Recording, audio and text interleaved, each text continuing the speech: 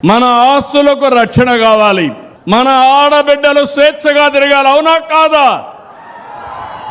ఒకప్పుడు మీరు తిరిగారా? 1924 బయట వచ్చారా? మీరు వచ్చారా అని మేము అడుగుతున్నా. ఈ రోజు నేను గ్యారంటీ ఇస్తున్నా, మా ఆడబిడ్డల జోలుకి ఎవరైనా వస్తే అదే చివరి రోజు. మీకు ఖబర్దార్, జాగ్రత్తగా ఉండండి.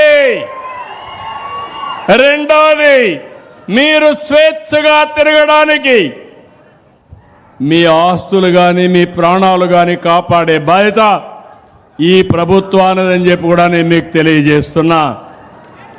అలాంటి ఉంటే ఈరోజు నేరాలు ఘోరాలు చేసి తప్పించుకోవచ్చని నా మీద నేరం వేసే పరిస్థితికి వస్తున్నారు. నేను ఎప్పుడూ ఘోరాలు చేయను, నేరాలు చేయను, హత్యలు చేయను. హత్యలు చేసే వాళ్ళని మాత్రం ఏం చేయాలి?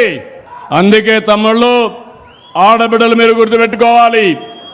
నేను తీవ్రవాదుల పైన పోరాడాను. 30 ఏళ్లకు మునిపే పోరాడాను.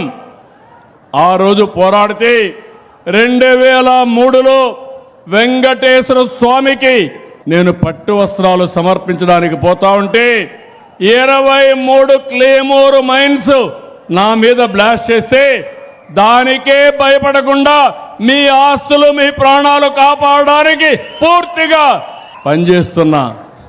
అలాంటప్పుడు ఇవన్నీ కూడా నేను భయపడే పరిస్థితి రాదు. దేవాలయాలపైన దాడులు చేస్తారు. ఇదేంటని అడిగితే ఎదురు దాడి చేస్తారు. ఇదెక్కడ నీచమైన సంస్కృతిని అడుగుతున్నా. దేవాలయాలపైన ఇప్పుడు తిరుపతి పోయారు మీరు నిన్న మొన్న. ప్రసాదాలు బాగున్నాయా లేదా అని మిమ్మల్ని అడుగుతున్నా. దర్శనాలు బాగున్నాయా లేదని అడుగుతున్నా. బాగున్నాయంటే గట్టిగా చేపట్లు కూడా చెప్పండి బాగున్నాయని. ఆ రోజు ఎందుకు బాగలేవు చెప్పాలిగా సమాధానం. వీళ్ళు ఆ రోజు కావాలని కుట్రపూరితంగా దేవుని ప్రసాదం ఎక్కడికక్కడ కల్తీ నెయ్యితో తయారు చేసి దేవునికి కూడా ప్రతిష్ట పాలు తెచ్చే పరిస్థితికి వచ్చారు. ఇది చాలా దుర్మార్గం అని మీకు తెలియజేస్తున్నా. నేను వెంకటేశ్వర స్వామి భక్తుణ్ణి. ఆ వెంకటేశ్వర స్వామి నాకు ప్రాణభిక్ష పెట్టాడు. ఇది నాకు పునర్జన్మ తప్ప ఇంకోటి కాదు. నేను చాలా స్పష్టంగా అందరూ చెప్తున్నా, వెంకటేశ్వర స్వామికి అప్రతిష్ట పాలు తెచ్చే పరిస్థితి రానియను. ఎవరైనా చేసినా వదిలిపెట్టనని మరొక్కసారి మీ అందరికీ తెలియజేస్తున్నా.